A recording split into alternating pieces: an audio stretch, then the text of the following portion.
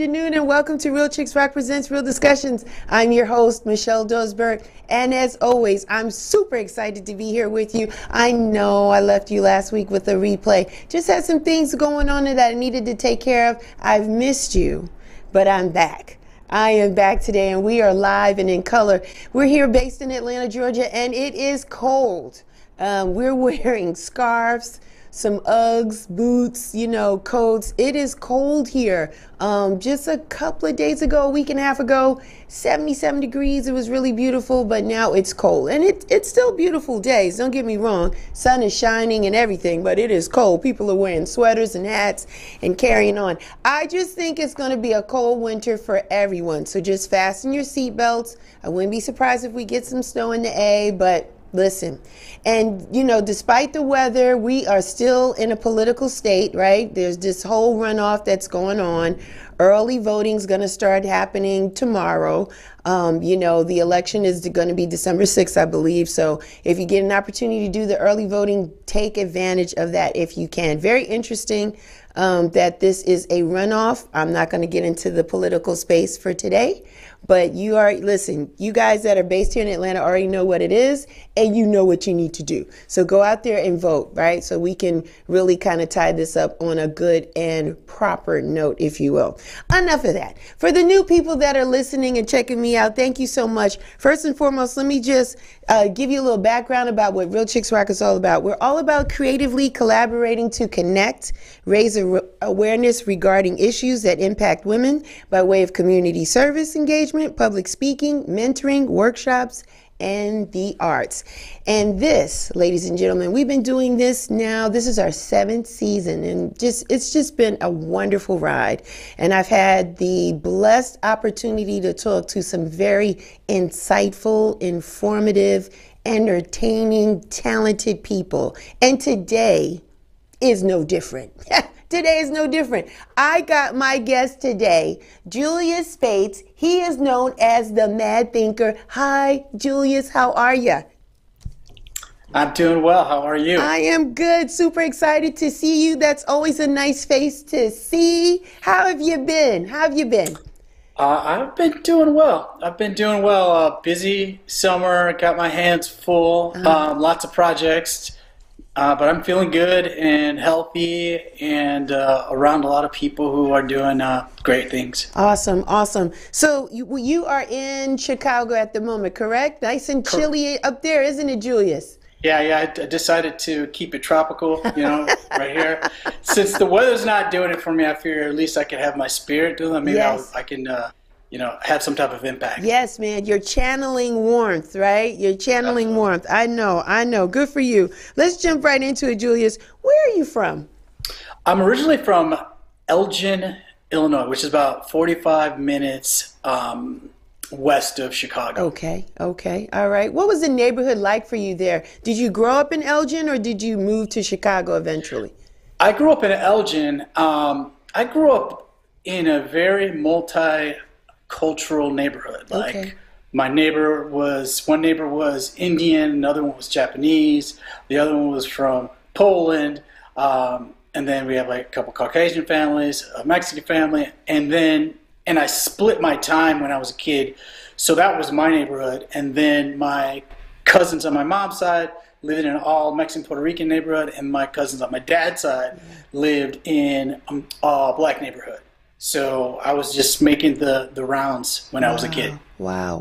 What kind of music did you listen to, Julius? What was on your playlist back then? Oh, gosh. Well, first of all, I'd have to let you know that my mom and dad had one of those huge wooden stereos with the disco lights, that go in the felt, right? and then the turntable. So every Saturday was kind of like a cleaning Saturday. Yes. And it would just be pretty much like R&B, like R&B and disco, I would just say that, right? But, of course, I was a Michael Jackson and Prince fan. And then that was when I was like a little kid. And then when I got to like high school, then I was introduced to like Led Zeppelin, Metallica. Nice. So I had a pretty well-rounded introduction, and I was in marching band.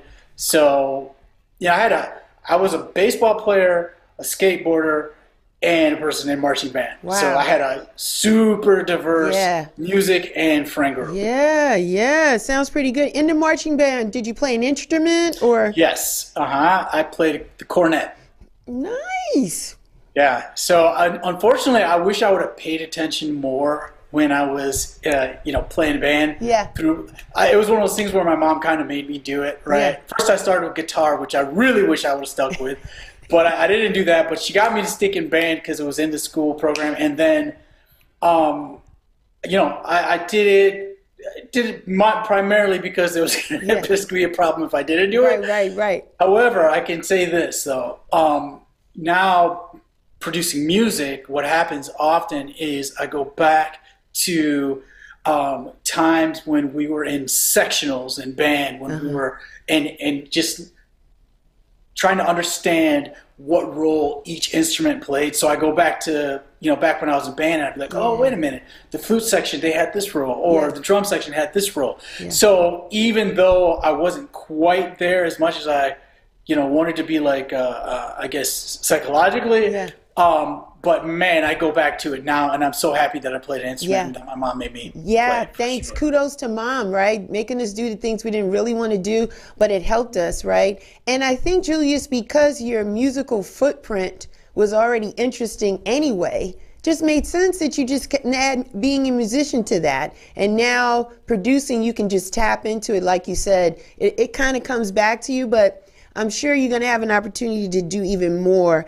and consider yourself a musician. Yeah, actually, interesting. My actual DJ style I realized over the years, because with the trumpet, it's a lot of this. Yeah. And so when I'm mixing, I'm doing a lot of this, and I realize like if there's like a vocal, for instance, I'll use the EQ many times as the exact same as you would do it when you're with a trumpet. Right.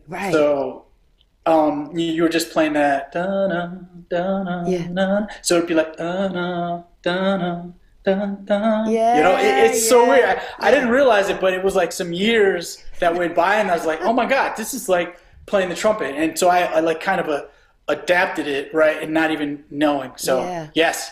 Awesome. Go band. Awesome. Go band. I want to talk about, how did you start DJing? When did that happen for you? What was your first experience? So being from the suburbs, basically one day I felt that there was at least 500 people in my city that were as bored as I was. So therefore, I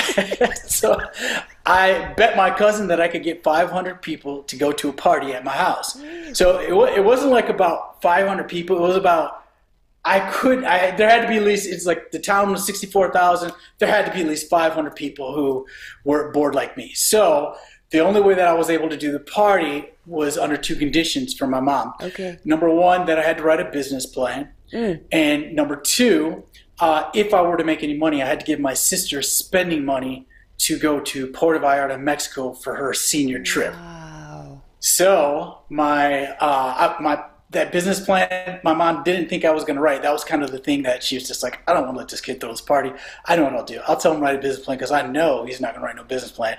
So I wrote the business plan, got super detailed with it, and my mom told me years later, she's like, damn, I got to let this kid throw this party, right? So she let me do the party. I was able to get 600 people to the party. I was able to give my sister $500 to go to Puerto Vallarta. My sister eventually goes to Puerto Vallarta, has the time of her life, comes back, decides she wants to travel the world. So she gets really persistent and basically convinces the company that set up her trip to hire her on as the youngest student organizer in that company's history at the time. Right. So I keep throwing party, of course, and along the way, I start to disagree with the order of songs as our DJ. So I start to try it, and lo and behold, summer of 1994, I was able to successfully sync the beats. The song was this techno house song called Energy Flash. Yeah. And I'll never forget, like, the feelings, just like, I got it. That feeling, Oh, still to this day is the absolute greatest feeling that I've ever felt in my life. Wow, wow, wow. Let me ask you about the business plan. What was the business plan about or for, if you know? So primarily, what I remember of the business plan was it ended up being a complete design, flow, parking, security, and then where each portion of the event would take place. So we had a deck, so there was a dance floor where I was going to hook all the DJ equipment up, or have the DJs put all that equipment, which is on the inside of the deck just in case it rained. And then we also had a pool. So there was like pool, and then we had a half-acre lot, so I knew where that was. But mainly it was about like where was everybody going to park and who was going to be security. Man, so it seems like that business plan helped you out for future things that you do today. Yeah, totally. You know what I've learned over all these years is that I am possibility driven, right? Okay. So if I'm inspired about a possibility, I'm willing to play whatever role that it takes in order to, to bring it into fruition. And often my ideas, be it songs or whatever I'm involved in, it's this thing that it's just like the first party. It was like, man, I know I'm not crazy, but it just seems like there's got to be at least 500 people that are bored like me, right? Or with Mi Casa Holiday, it's just like, I know I'm not crazy, but it seems like people would love to hear house music in Paradise too, right? Right. So it's and I've learned that that's been kind of that reoccurring question that I have myself in pursuit of something. And then generally it's like, there's the idea, I've seen it, and now it's like, okay, how do you put this together? And many times over the years I've realized that my taste for what I want is far superior than the literal talent that I have trying to do. So I know I can't do it alone, right? So it'll be like, okay, who do I know? And then I generally look for the most passionate, gifted people in a specific area, and then we just work it from there. And I usually am pretty good at like, maybe like looking at like what the vision would be, right? And painting that picture. Yeah, you're truly a visionary, Julius. We're going to talk more about that in a minute. How did Mi Casa start, though? I mean, when did it start? Like, we're 2023 is the 15th year? Yeah, 15 seasons. Yep. So going back, so the part that I didn't say. So my sister goes to Mexico, has time in life, comes back, commences that company. So my sister essentially goes 20 plus years of travel and hospitality. Wow. And me, after I keep throwing parties and the DJing in 94, I keep throwing parties. And then in 99, I get together with some friends, and they want to create this kind of friends network, and it was called 3 Degrees. And the concept was everyone knows everyone within 3 people. So it was a free party and free weekly party, and got a chance to understand how people kind of distinguish positive commonalities from each other. But that kind of laid the groundwork for Mi Casa Holiday, because it started in 99. A year and a half later, there was 10,000 friends of friends all over, right? From just friends of friends. Right. And then in 2009, my sister, so let me go back a little bit. 9/11. After 9/11, what I learned is that everyone reprioritized their lives, right? So, and disposable income disappeared. The technology was racing forward, and in entertainment, what happened was promoters, clubs, they were all choosing the same artists over and over and over again.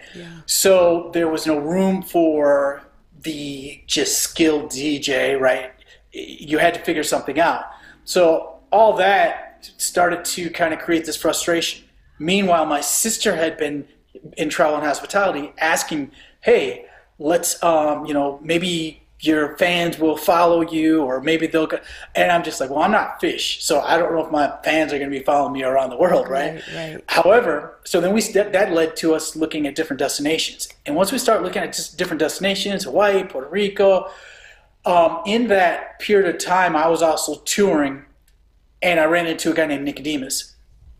And actually, before running Nicodemus, Justin, Aquabeat, Deep Just, Adam Gibbons, this guy Brent Crampton, a bunch of us were already traveling, decided we were just going to start traveling to see each other anyway. Right. Then I meet Nicodemus, and the conversations that I was having with my sister about where to go, I end up meeting Nicodemus and tell him what we were planning to do, and he's like, oh, that's so amazing, because I was taking people to Puerto Rico, but the crew is kind of like, maybe you don't want to go to Puerto Rico. He's like, I think this will be welcome news. Yeah. And on top of that, he mentioned Playa del Carmen, Mexico, which was an hour south of, hour south of Cancun. Mm-hmm.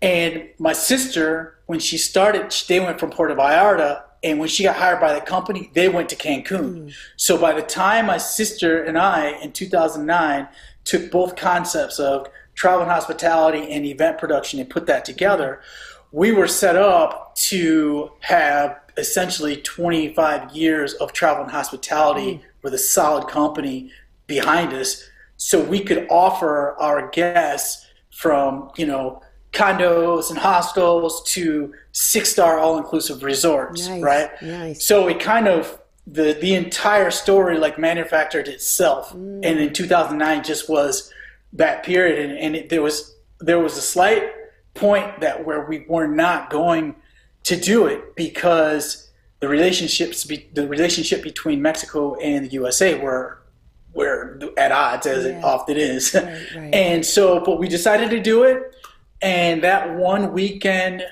in Playa del Carmen was described as very magical. And that weekend evolved into a travel and music community, and where we now produce in Costa Rica, Cuba, US, Mexico, and other cities around the world. Man, how do you come up with the locations, Julius? How do you determine that? Generally what happens is, well, first of all, I've already traveled, right? Been touring internationally since 2006. So I had already been there, but what happened as we started in Playa, then people from other countries would come and they say, hey, you know what, you should do a Mi Casa Holiday in so-and-so country. And that's what happened with Costa Rica.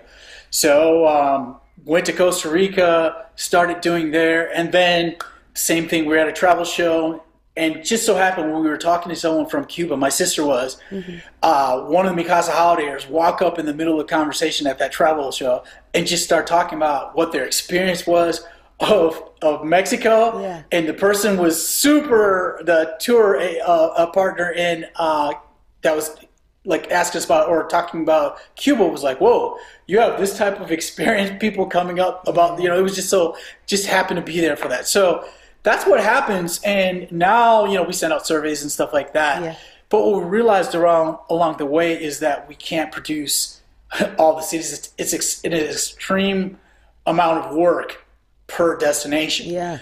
So over the years, our vision has evolved, and it's not about having everybody have to just go to Mexico. Our vision is becoming the ultimate resource, so that for travel and music, especially house heads, that we can connect you to the music scene anywhere in the world. That's the vision. Nice. And when we say the music scene, is it just house music for those that don't know, or is it whatever? So it starts with house music, and the beautiful part about house music, from my experience of traveling even other countries, house music artists are in the middle of every other genre in that city. So you literally can go to a house head, like someone who's in the scene, ask them about blues, jazz, rock, folk, country, whatever, and they know everybody who's in the scene, because house music is so open to all of it. I didn't know how it was going to transpire, but that's how it transpired actually on the ground as we started traveling. So our nucleus is house music, and the reason house music is so important is because many times the way we curate destinations is house music is the soundtrack. And the beautiful part about the soundtrack is that the focus isn't necessarily the music first. It just is like that background that makes you feel so comfortable. And then you'll get inside of an actual like an event or whatnot with house heads, and you'll hear your sounds. But for people who never have traveled, house music is perfect because it's like being in a hotel, in a W hotel. I always talk about that, you know. And then all of a sudden you've never heard the song, but you're bopping your head like this, right? That's the experience of most people who even people who like, they'll be like, oh, I don't like house music, and then they go and they'll be like, you know, how do I find more of this music, right? When's the next event? When's the next party? That's what they'll say. Exactly. And we all know what happens when someone's introduced to the music scene, right? Especially if you've been cooped up, and it's like, I need more now. You know? Yeah, it's a fiend. You become a fiend. So, Julius, let me ask, every year for the past, this is the 14th season, like we said, 2023 represents number 15. So congratulations to you on that. Thank you. What was the decision to end or do the big Mi Casa every October in Mexico? Tell us a little bit of how that came about. So if you go back, and this is why it all connects. Remember, my sister went to Puerto Vallarta. Then she goes to Cancun. I meet Nico. He's already in Playa. And when I meet him and he's in Playa, he tells me, hey, I also connect you to the president of the clubbing district in Playa del Carmen. So by this time, I had a pretty clear understanding of how to make sure that give ourselves the highest probable chance to make sure everybody had a great time.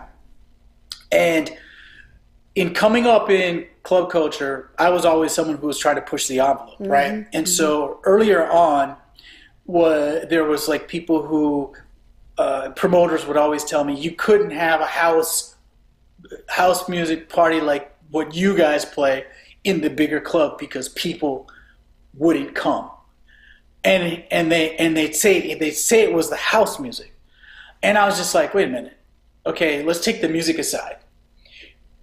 If Michael Jackson came to your club, he could fill it up, and he's not playing house music. So it's not about the house music. The whole thing it was about, can you bring people, right? So once I understood that, in all the clubs, there's certain people just want to be entertained. Right. And then there's the portion of your crowd. And then the question is, can you bring a big enough of that crowd to impact the rest of the crowd so that they have a good time for whatever they were going to expect? So I'd already learned this through ebbs and flows over the years. So by the time when I got to Mexico, I already knew that even if we brought, 30, 40 people or whatever the case, 20 people, I mean, 8, 10 people in a club can change the dynamic of a club if they have the right culture and the education. And if we can choose the artist, it's almost not fair in that way, right? So I knew we had a great chance, right? I knew we had a great chance. So that's what we did. Yeah. Everything pointed to Playa del Carmen. My sister and I brought those together. And what was very important was I was coming off of 14, 15 years straight of going to the Winter Music Conference in Miami. Right. And being, someone who's constantly thinking and breaking things apart, I realized the issue with the Winter Music Conference was that the central hotel where they would invite everyone started to become less and less relevant. And I believe that the connection between the talent that they were bringing and the promoter and where the music was going and everyone in house music that was relevant at that time, there was a disconnect. And so the big the thing that was so exciting when you go to the early years of the music conference is you'd have to get a badge and go to that central place and meet everyone first, right? And you see the Louis Vegas, the Roger Sanchez's, the Terry Farley's, to Dimitri Paris, whomever, everybody, Terry Hunter's, Frankie Knuckles, everybody, and you just go, wow, right? As soon as that appeal wasn't there, then there was not that reason to, to have to go there. Mm-hmm. Therefore, then it started getting fragmented. And once it got fragmented, then it became kind of party central. Mm. Then when it became party central, from a user or a house head experience, it went from, oh my God, there's so many party, to, I'm picking one party and I'm going to that party and that's it. Right. So, and then of course, if you're traveling with one or two people, it's fine. But once you get 6, 7, or whatever the case, and it's like you got to wait for somebody and everybody doesn't have the same tolerance. So there was all these things adding up and realizing like the dynamic of people. So when we moved to Mexico, what we wanted to do is give the adventure that Miami would give. So going to different venues was fun. Yes. It was just choosing which space to go and dividing friends up. That's not fun. That's not cool. Right. So what we did was we made it so that there were no conflicting events, and we would take the travel group together, but then we would change the location so you still get the adventure, right?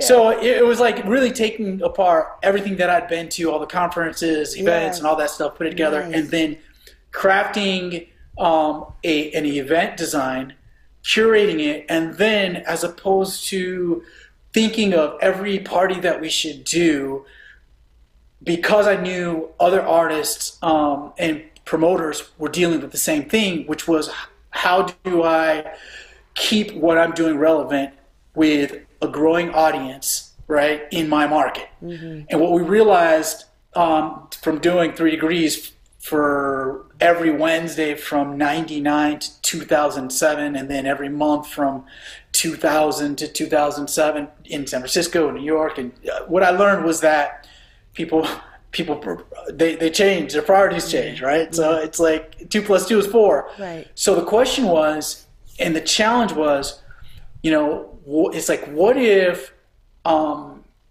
in a certain market you could then offer those guests and part of your community that where it's no longer in their priority to go weekly, but a yearly vacation, you could give them enough time to plan. Right. And what if they didn't have to miss a beat? Right. Because part of your priorities changing, what happens is you want to kind of go out, but then it's like, where should I go?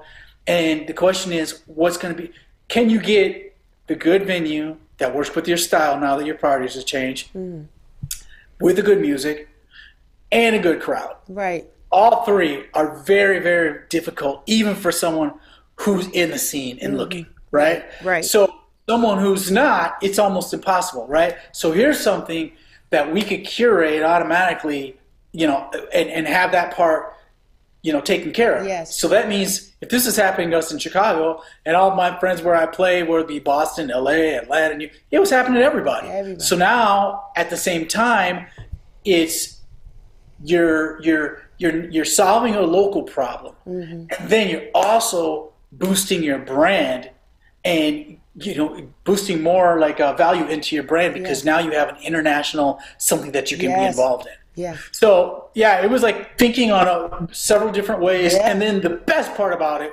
was that Miami was so damn expensive, and Mexico was like a quarter of the cost for even way better accommodations.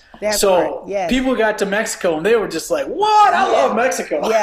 It's winning on so many different levels, Julius. And again, hats off to you, because when I've gone, it was beautiful. I thought the places we partied, my mouth was just open because it was just so beautiful.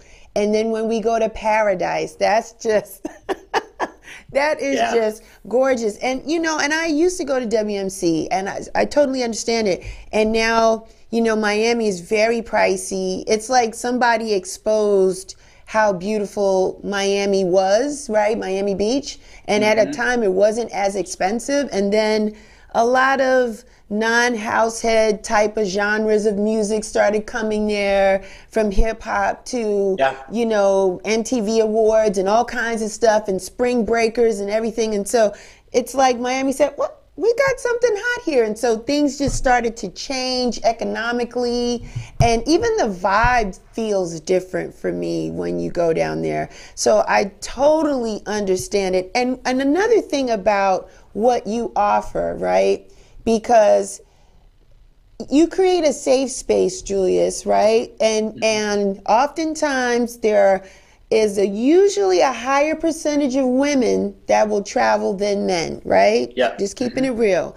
And the fact that single people will go, but return back with a whole community of friends is beautiful.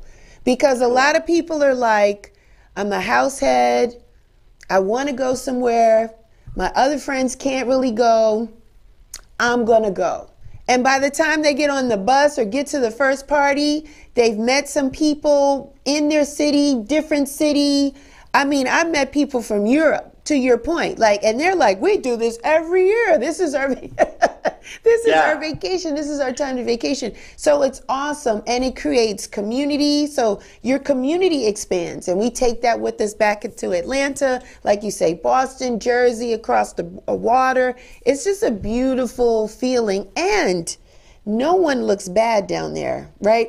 Everybody looks amazingly well. That sun kisses us, and we're gorgeous. We are gorgeous. So that's awesome, man. I love it. I love it. Well, yes, everything it's by design. I have like some of my best girlfriends. It's all designed for a single woman to be able to go by herself, right? Yes. So, because if you can make that work, everything else will work, right? And I know, because I always get the emails I'm by myself this year, or I really want to go, so I don't, I understand that, and I just always tell people who travel by themselves, like, just know that you may be getting on the plane alone, but you're not coming alone. No. We're going to be here. We have support for you, and make sure that you're in a place. And then even the way we choose the venues, we make it so that you have to keep passing each other, right? The probability of everyone passing each other. So then once you start to pass each other, or even at the airport, once you even get on the bus or get on a van or whatever the case. Right. So it's just like you're looking at the person next to you like, Right. Oh, you're here. And then, it's the name game. Where you from? Oh, I'm from Atlanta. Oh, my friend lives in Atlanta. Oh, my friend. Who's your friend? Ramon. Oh, I know Ramon. Ramon, It is a thing. Oh. And the first time that I went, I did have a friend, someone that was just really concerned about going by herself because her roommate had backed out. And we talked her into going, and now she goes every year. And she slid in my DM to let me know that 2023 was already on the calendar. And I was like, look how beautiful that is. She's been this is probably her 8th or 9th year. She's been going ever since. And so it's a great thing. Congrats. That's amazing.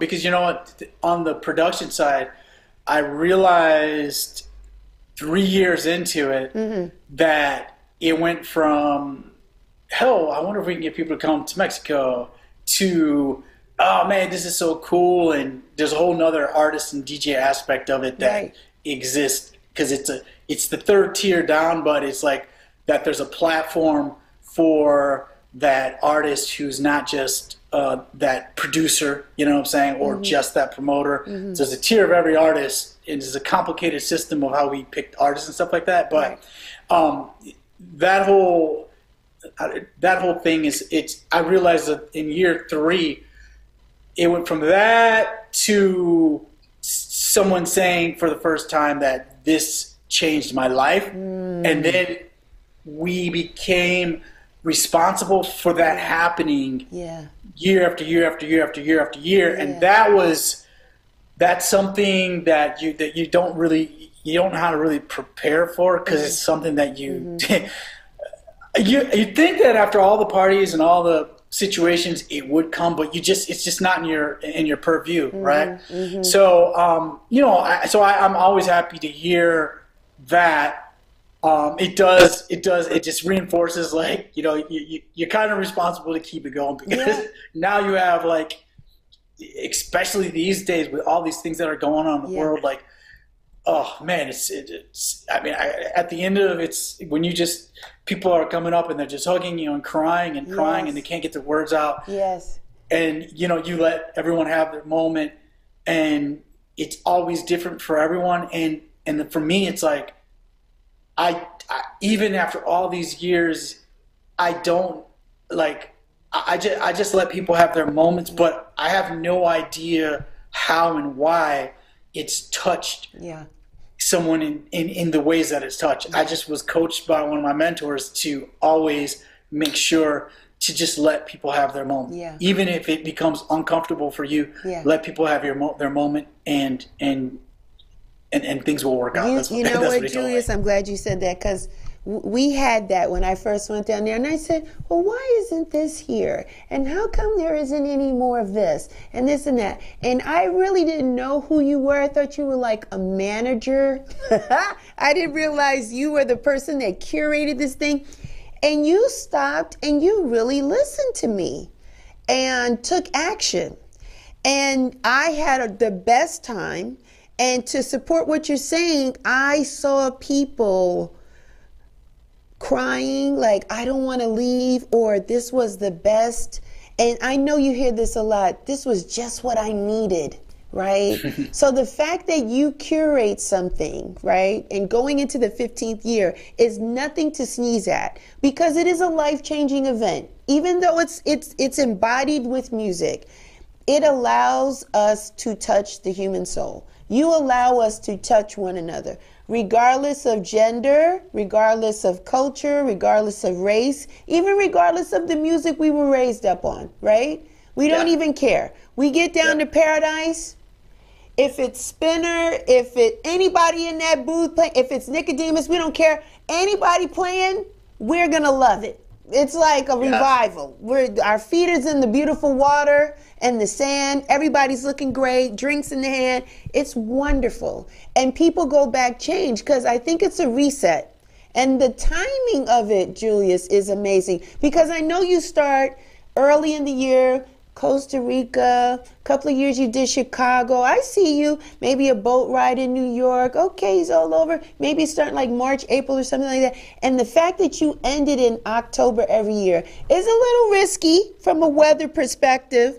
But oh my God, yeah. You know what I mean? Because it's like, it could be hurricane season or things going on. But the fact that the weather is so magnificent at that time of year makes it a hit. And then people go into the winter weather, the fall or whatever, like, you know what, that Mi Casa did me right, and it'll hold me until spring, until we can come out and play again. So it's wonderful. Yeah, and it's funny because that's like the hope that, like, you know, man, and it's just amazing to hear people say year after year, it's like, okay, I get this in and I'm good. This will last me to this long. I'm like, okay, perfect. You know? Absolutely. Absolutely. Awesome. I want to ask you, where'd you get the Mad Thinker name from? So in 1997, 97 and 98, I was a creative kind of director and quasi-producer, more creative director with my friend DJ Immaculate. And we managed this group called the Rec Center. And there are 10 MCs, Eric and I, and they were out of Belgium. So we produced an album in 97. In 98, we're trying to figure out what's going to be the first music video. So everybody in the group described what they thought that the music video should be, and I was the very last person. So I laid out what I thought the music video should be, and when I was finished laying it out, it was total silence. And then one of the artists was like, "The Mad Thinker." And that, it was right around the time when I was going to be choosing a name for, I didn't play hip hop as a DJ, but I play house. And I was going to be naming, you know, figuring out what my name was at that point. I didn't figure it out at that point, and I was like, oh my God, it's so true. It's 100% right. Just constantly, analyzing always. So it wasn't me that came up with it.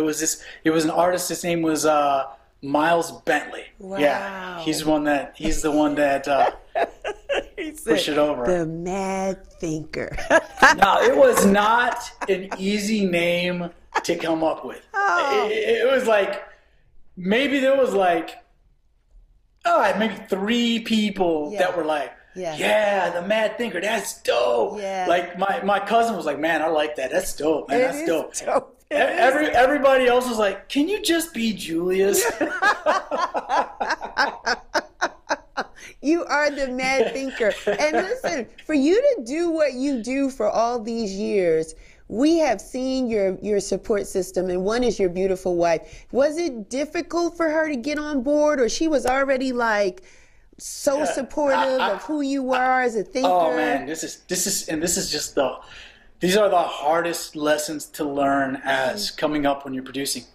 So before I even get to her, even with 3 degrees, I thought that, okay, it's been, 10 years of 3 degrees, and I was a person who's always proactive, giving out, hundreds, thousands of CDs, letting people, we had a free party where we brought everybody from around the world to free.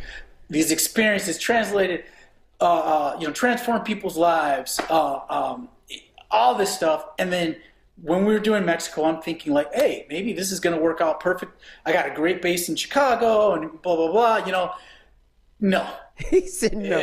No. Forget the CDs, all those great times, all that's gone. And no, it just didn't. So it just doesn't work like that. And so when I first described it to my wife, I'm like, so it's already in my head. Yeah. The basic premise is, if you like house music, it's house music in paradise. It's kind of a no-brainer. But for my wife, when I first started, I was like, honey, I'm like, so, just think about this. This is going to be like Mexico and, and us being in Mexico and she's just like, are you sure you want to go to Mexico? And I'm like,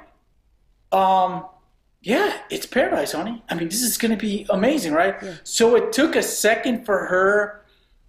I don't know if she thought in the beginning, like, we were going to go to, like, the most impoverished neighborhood, you know what I'm saying, and be trying to have DJ or whatever case, watching our heads, you know what I'm saying, like.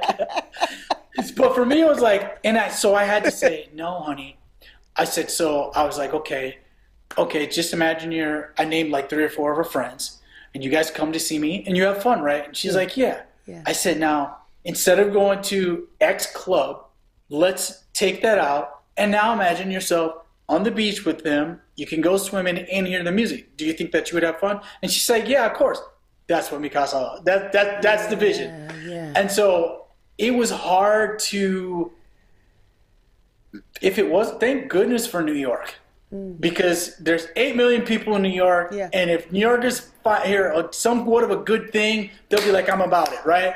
And if it wasn't for New York, they just jumped on. Chicago is more like, oh yeah, that sounds great. Let me know how that is when you get back. You know what I'm saying? And then it's like year after year after year after year. Yeah. And and I thought it was so simple to grasp, but it was a little bit complicated to figure out like how to articulate it. And then the Mi Casa Su Casa, my sister came up with that part of it because we grew up in a multicultural neighborhood, and all of our Latin friends would be like, whatever you need, like, are you hungry? Are you sure? Just the hospitality. Yes. And then touring around the world, I'd never ever heard anyone say, I'm not going on holiday, right? Yeah. So the holiday aspect is a reminder that you have to take time for yourself. Yeah. So Mi Casa Holiday and Mi Casa Su Casa Holiday, right? So, it took a while to get people from the U.S. to grasp that, and then also use Mi Casa Holiday and not festival. Like, so, my friends will laugh. They'll be like, "Oh, you're gonna do Mi Casa Festival? I mean, holiday." So the festival, holiday, for the event, holiday, and even our inner team, I had to be so committed to make sure people understood the concept of holiday. Yeah. Now, after all these years, it's beautiful because people actually know what it is, but man, it took a long time for people to grasp, you know. Shifting minds. And you know, the U.S., we just move differently, Julius. You know, we work all the time. We feel we're guilty if we take time off sometimes. Then we feel bad if a certain crew or audience can't go with us, right? We gotta venture on our own, you know. So there's so many different variables that kind of stop us. But I think as we get older, right, and you know, we're like, man, F that, I'm doing it. Like, I'm out, I'm gone, and guess what? I'll bring you a T-shirt when I get back because I gotta have it, you know. And the thing too that helps, not for nothing, Julius, that social media help, because when people are DJing and people are looking good, tongues are hanging out their mouth because they're like, that's going on where? Like, what? Like, the music is good and the people are great. I'm going there. Where is this? They go, where is this in the chat? And you tell them, they're like, I'm going next year. So yeah, it's definitely an eye-opening thing. Do you find, Julius, that some of the people are coming are a little younger, or do you have a certain age demographic that hangs out with Mi Casa Holiday? So that's another part of the design. Early on, we knew that we were getting a little bit older, and part of the feedback that I received for even attempting to produce Mi Casa Holiday was people told me point blank, it'll never work because the audience that you're trying to get, it's too old, and the younger people won't listen to the music. So that was very hard for me to hear, but I really listened intently and kind of broke down what they were trying to say. And what I thought about was, okay, so all right, so there's an aging population, so no problem. The music's not the issue. So the question was, how do you get the youth? So what we did early on was we started dance workshops because I remember back in the day when I was a kid watching like MTV and like a Day in Rock or whatever those shows would be, and I remember Madonna in specific, and she would always go to like really underserved neighborhoods, go work with dancers, come out with that style, bring those dancers, and they were the ones that were essentially like creating the trends. So instead of changing the music to attract a younger crowd, it's like, why cut out the middle and just go direct to the dancers, because they're the ones that are going to shape it up anyway. We started with 4 people at a dance workshop, and then that eventually just grew year after year, and then we connected it to another event that we do during the week called Expressite, which means express yourself in the community. So we connected the dance workshop with Expressite, and that is the foundation of where the youth come from. So now it just mixes. We have the youngest of the young, oldest of the old, and so the way I talk about our aging population is in the community is these folks have been there, done that. They've seen everything that you could possibly give them. Because sometimes you talk to sponsors and brands, and they're like, "Yeah, I have this venue or venues. Oh, I have this venue, and we've put." I'm like, "Look. You're not going to be able to impress our people. They've been there since Paradise Garage, all the events all over the world, all the greatest things before you even thinking about it, okay? So what this is about is how are you going to treat people? What kind of service do you have, right? So that's how I talk about our population as opposed to talking the age. I talk about the experience and what they bring, and I've gotten like the locals in whatever country excited about receiving our guests, right? And then for the youngest, we just go directly to the dancers, and fortunate to as a DJ to always connect with like dancers, and those dancers who used to just be dancers became instructors, and then they've been teaching all over the world, and so they educate and they keep that part of it alive. So you get such a really diverse youth and culture experience because we've just built it that way. Nice. It's a blooming, beautiful flower. I'm going to ask you this, Julius, because you wear multiple hats. Tell me which one you like the most. Is it actually curating Mi Casa Holiday every year? Is it DJing, or is it producing? So, that's a good question. my favorite thing to do in life is DJ. Okay. Right? Like if we're at Thanksgiving and there were turntables or turkey, I would go mix. It didn't matter if I ate last night, the night before, whatever, doesn't matter. Like, that's like, I'm just, even when I get to the party, I'm like, heading right over to the DJ booth. So that's my favorite thing to do. Yeah. But who I am is a producer. Okay. Right? So again, I'm possibility driven. So and I connect people.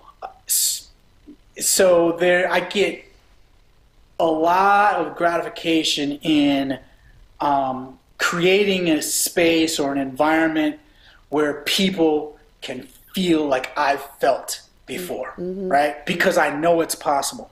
So the work, it's a lot of work, right? And there's a pro to being a thinker and there's a con, right? The pro is I can think and break it all down. Yeah. Con is I can think it and break it all down. So it becomes, I mean, whatever you put in, you get out. And so that's kind of what I have to go by after all these years. But yeah, I enjoy a part of all of it. And even over the pandemic, I took that same curating experience and rolled that into corporate. So I got drafted into a consulting firm called Working Better Together. And we curate experiences for corporate clients so that their employees can connect and engage, right? Nice. And we do it through a series of experiences. So I've used the same methodology from the very beginning in how to connect people. So that's kind of, and then just producing that comes kind of natural. It comes pretty natural for me. I just know I have some ideas on what things, what are the ingredients to breaking down barriers so that people can be open enough to have a good time. Nice. Awesome. That's really dope, Julius.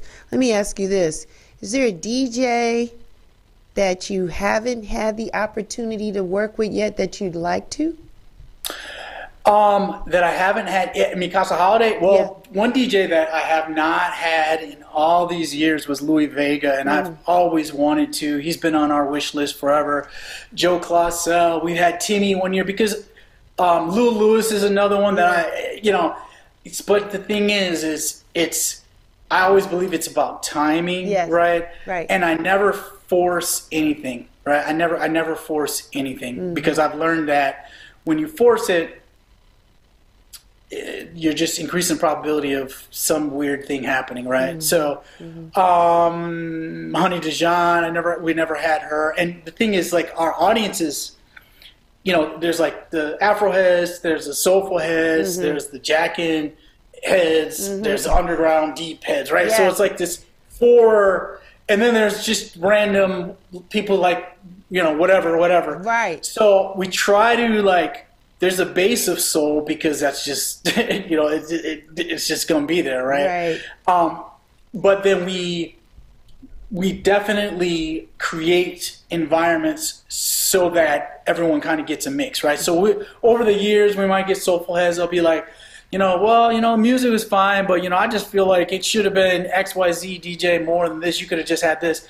And then we got some of the underground heads could have been like, yeah, it was cool, but so many people were singing, I just feel like a little, So, but it's all good because that's going to happen any way you look at it. But that's just one thing. But fortunately, you got the venues, the weather, people to kind of tamp down all of it, everything else, right? So we keep it diverse. We keep it, we keep it exciting and innovative and always are trying to find venues that will be inspiring. Awesome. I know Mi Casa Holiday is your baby, but you've been seen and you've been DJing in some very beautiful and exotic and interesting places. Any thoughts around that, Julius? Yeah, I mean, first of all, I love, like I said, DJing is my favorite thing to do. Yeah. I love the idea that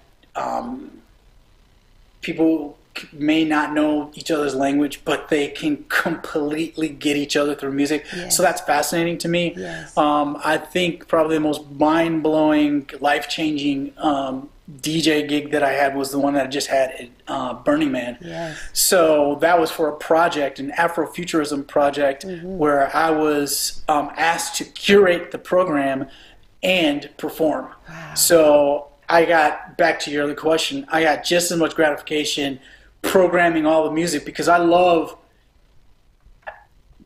being the architect to what, you know, based on what a producer or a project manager, or a visionary is trying to, what result they're trying to produce. I love to have the different tools to be able to make that happen, and music curation is one of those things, right? So it was amazing. I was able to bring artists from Chicago all over, and then work with them, and then other artists, and under the setting of the most amazing concept, which is the pure dedication, attraction to art. Yes. And producing something out of nothing, right? That's kind of what I got out of Burning Man. I mean, the concept of, here you have this project of something that you think would be cool as either a message or a installation or exhibition, and you just go raise money to build it. Yeah.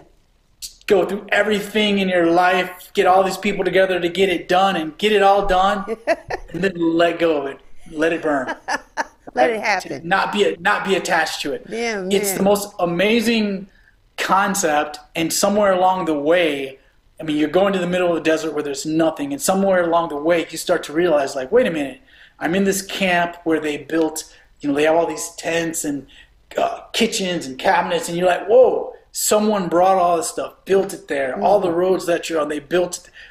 It's mind-blowing. And so to be a part of that was, I really credit my friend, Fran.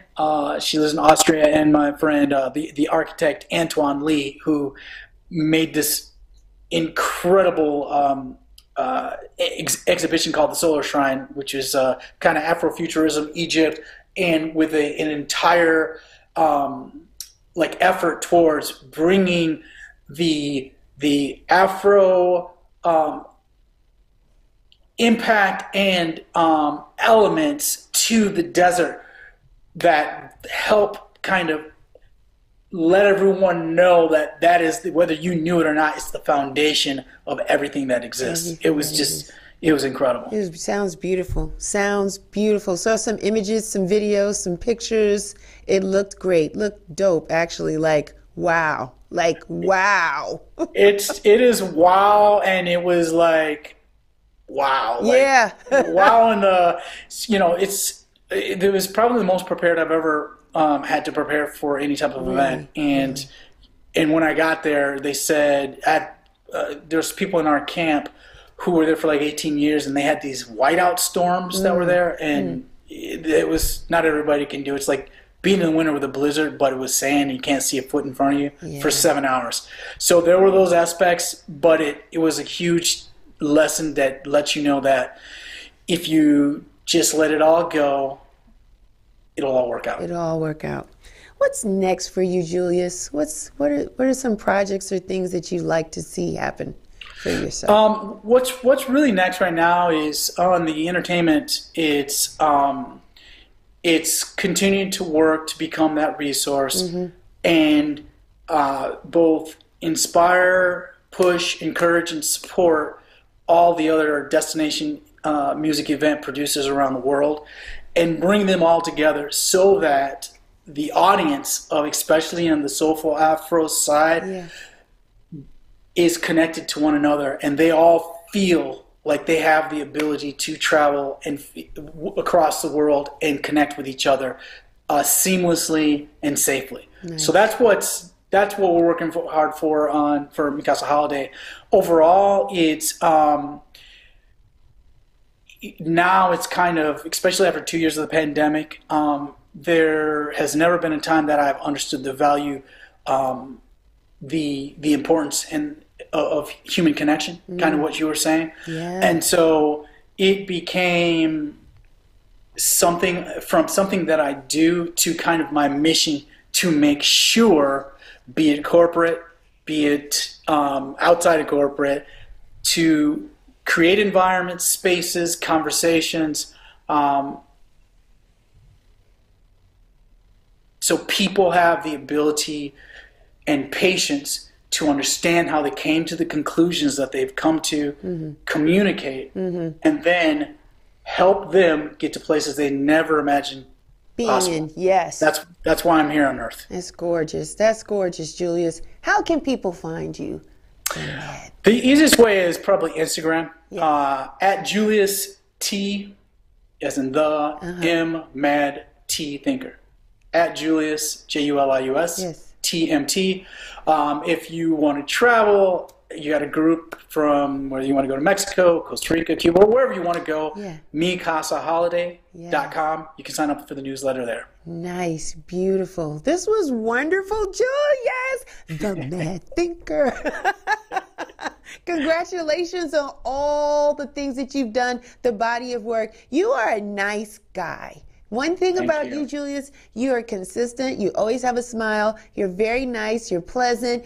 And the fact that you think so out of the box, let me just say this, is encouraging for all of us. For all of us. So that if we have dreams, they're not far-fetched. We just need to just let it go, right? Let it happen. Let things happen, right? If you see it, you can be it. Yeah, man, this is beautiful. Thank you so much, Julius, for your time. Thank you. Thank you. Yes, next time we'll talk a little bit more about my original productions, and I didn't even get into that, but next time. Next time. That's right. That's right. There's always a next time. Thank you so much, Julius. That's my time. You guys know me, and you know where to find me. I'm Real Chicks Rock. I'm everywhere. But listen, before we do that, we have a toy drive coming up December 8th.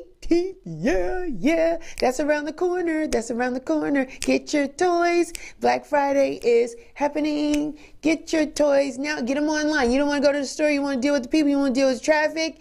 Amazon is your friend. Get your toys online. Come out and support the holiday toy drive December 18th. Doors open at 5 p.m. We will be at Woodward End Park, 519 Memorial Drive, Southeast. Get your tickets now. They are on Eventbrite. All toys will go to the Atlanta Children's Center, and on the wheels of steel will be none other than Debbie Graham. It's going to be a good time. We're going to have a good time. You know you want to come through. You know you want to end the year on that type of note. Having a good time and being about community and giving back. So like I said, you guys know who I am and where to reach me. I am Real Chicks Rock. I'm on Instagram. I'm on Facebook. I'm on Twitter. I got a website, realchicksrock.com. Sign up, subscribe, so you can get the blogs. I'm getting a lot of great feedback on people reading the blogs. Thank you so much. Go to the YouTube channel, subscribe, so every time we upload one of these interesting conversations that we have, you won't miss it. Yes, thank you so much. Listen, I want to shout out some of our listeners. We're trending very well on Apple Podcasts. Thank you. And I want to thank all of our listeners in Russia, believe it or not, Poland, Saudi Arabia, and South Africa. Thank you for leaning in, listening, and allowing us to chart so well and so nicely on Apple podcast. So thank you so much. But before I go, I want to leave you guys with this. May you live to be 100, and I live to be 100 minus a day. So I never knew that beautiful people like you had passed away. Until next time, be well, take care.